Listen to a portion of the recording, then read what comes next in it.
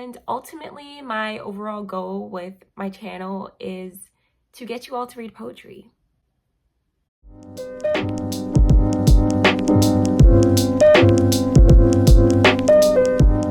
Hi Beats, it's EKG. Welcome to my YouTube channel. I hope you are doing well today. If you're new here, welcome. There's so many of you who are new here, and I just want to say thank you so much for tuning in, subscribing, watching, liking, and commenting on my videos. I really appreciate it.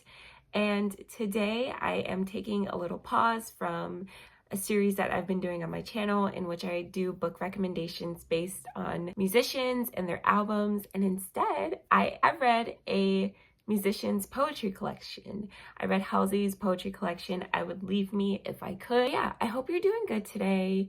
Just a little update on me. My allergies have been literally punching me in the face. First off, just to give you a little background about me, my name is Ebony, but I like to go by EKG. That's my pen name. I also write poetry. You can follow me on Instagram at EKG Writing, and please feel free to critique my work. I'm not going to be talking about other poets and their collections and not have the same openness and dialogue. If you love poetry, to critique my work, so please feel free to do so. Just remember to be nice, be positive, but give me constructive criticism. I'm open to it. And yeah, today we're going to be talking about Halsey's poetry collection. Just to give you a little background, Halsey is a singer. She's been out for quite a while, and her poetry collection, I Would Leave Me If I Could, is her first published poetry work. I am slightly familiar with her songs. I have heard what I've heard. Do I actively listen to Halsey and go out and search for her music?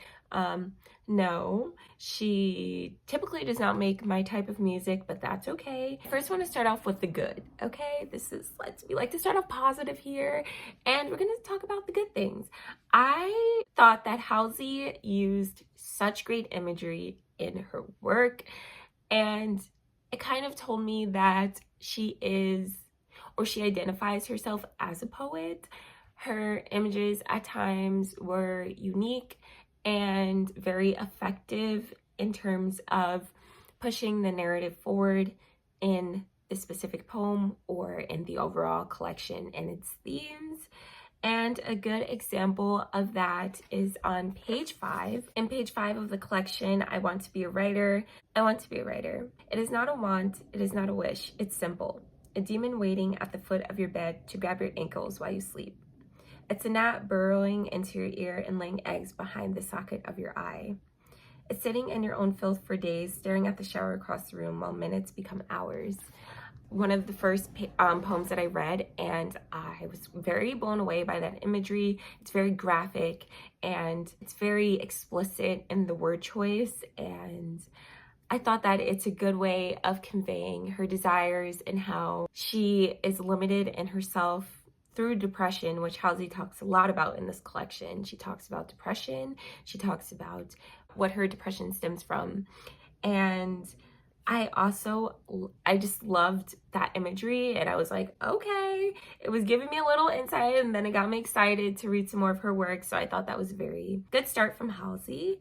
And a poem that I thought was a very good standout poem in the collection, in the poem Virus, which was on page 37. I once had a fever so high I was left to my bed for 7 days.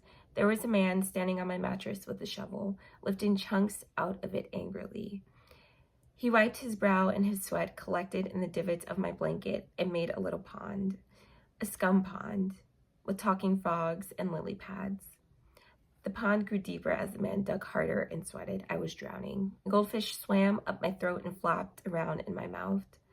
I clenched my jaw and tossed and turned in the scum pond. I think that's just so effective, and I loved those moments in the poetry collection. I was standing for it. I was living for it. I thought they were well done when they were well done. Like there was moments when they weren't effective, which we'll get into a little later on. But I just thought that Halsey was really showing that she has a good grasp of language and how to utilize language to further push these narratives or these themes that she's trying to convey to her readers. And you know what the funny thing about celebrity poetry collections, I feel, is that sometimes they'll complain about their lifestyle, and you can think however you will about them, and about their lifestyle, but a lot of people believe that it's a celebrity's choice to go into becoming a celebrity and becoming super famous. But I kind of appreciated Halsey had this sort of self-awareness at times, and that's evident in page 56 in the poem Heredity, where in parentheses she has, "You should eat the rich even if that includes me." And I love that. See, that's the energy that we need more with celebrity poetry, is just the self-awareness that, yes, I'm complaining about life. Yes, I'm human. I have depression.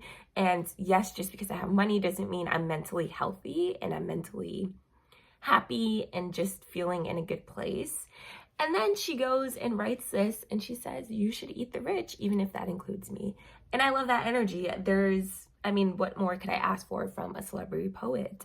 I want you to give us the consent to eat you, you know? Another one of my short little favorite poems from here that I thought was cool, and I'll explain why. This poem is literally 4 lines, and it's probably one of the poems that sticks with me the most, and I'll tell you why. It's called Telltale.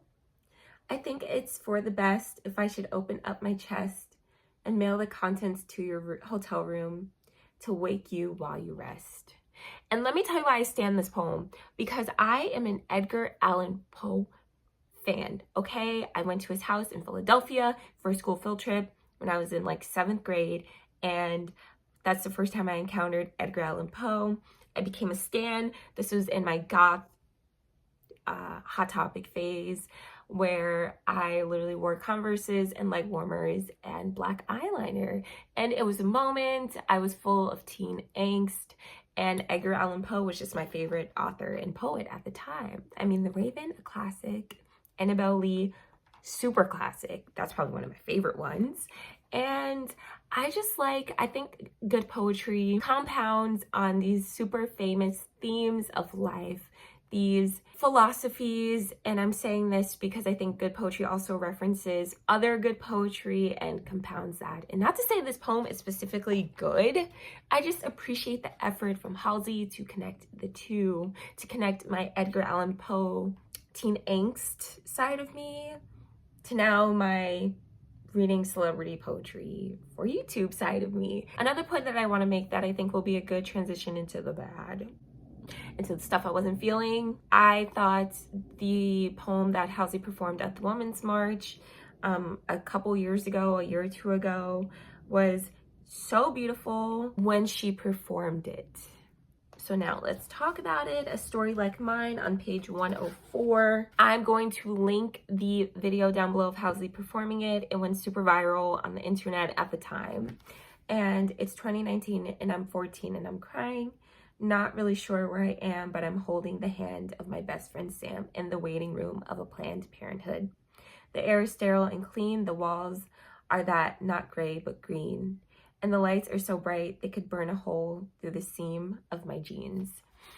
So this poem, I thought, let me watch it and then read it. And I thought that when Halsey performed, that it was so powerful. Her voice, her tone, just the sense of urgency in her deliverance, and the sense of you're going to listen to this and you're going to listen to it, and not only listen to it, you're going to take action on the violence against women that's occurring in the world, in our nation, and even in the small moments in our everyday lives. I thought that was super powerful. Now here's the thing.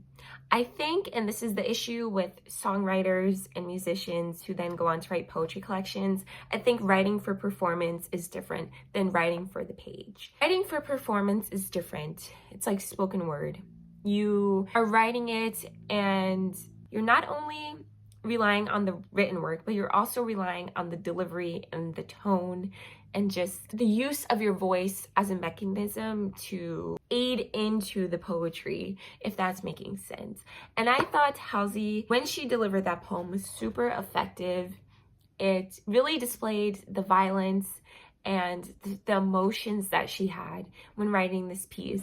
And this is going to transition into what I was not feeling.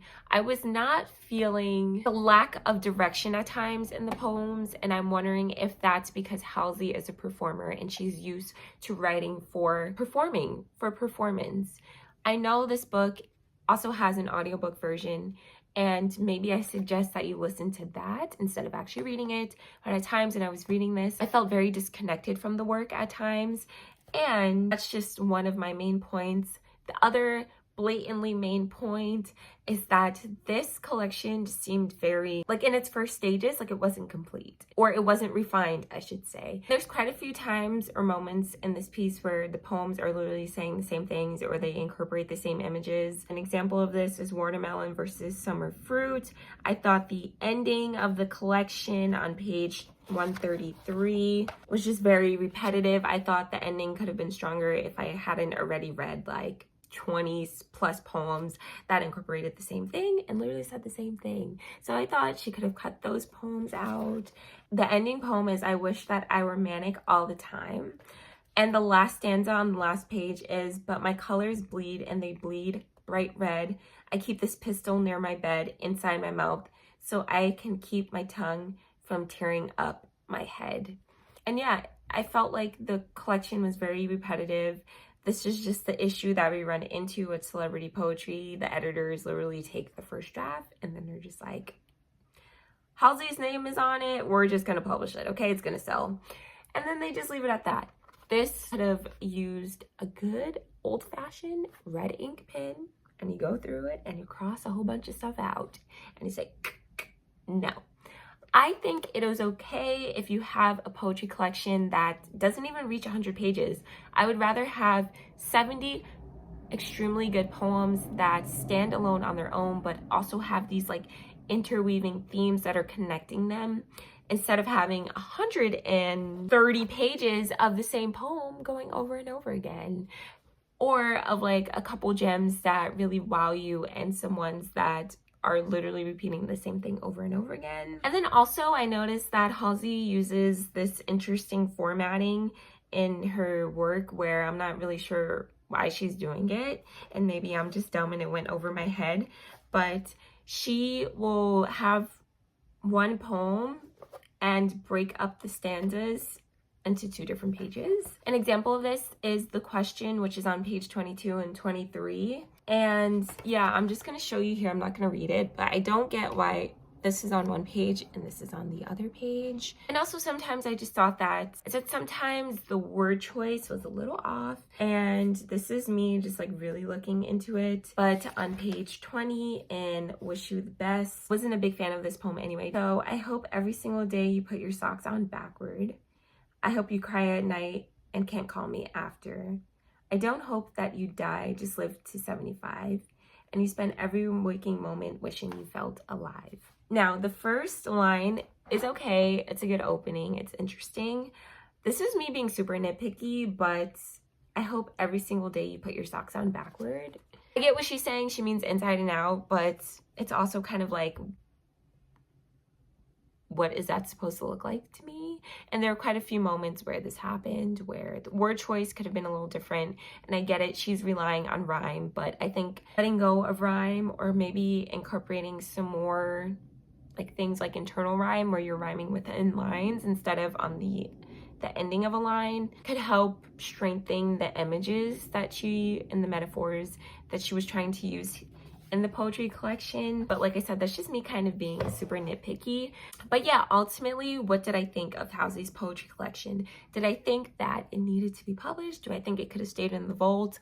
I will say, Halsey, I was rooting for you, girl. I was rooting for you. Like I said, I started off really being surprised by the images and the poems, and then as the collection went on, I don't know if this was just a combination of me literally encountering a reading slump in the middle of this, but I started reading this poetry book a month ago and I just finished this week. Yeah, I wasn't super connected with this. It could be because I'm not a Halsey fan per se, but I do think that Halsey has a lot of potential, and that if she worked with a better team, she could have delivered some really great work.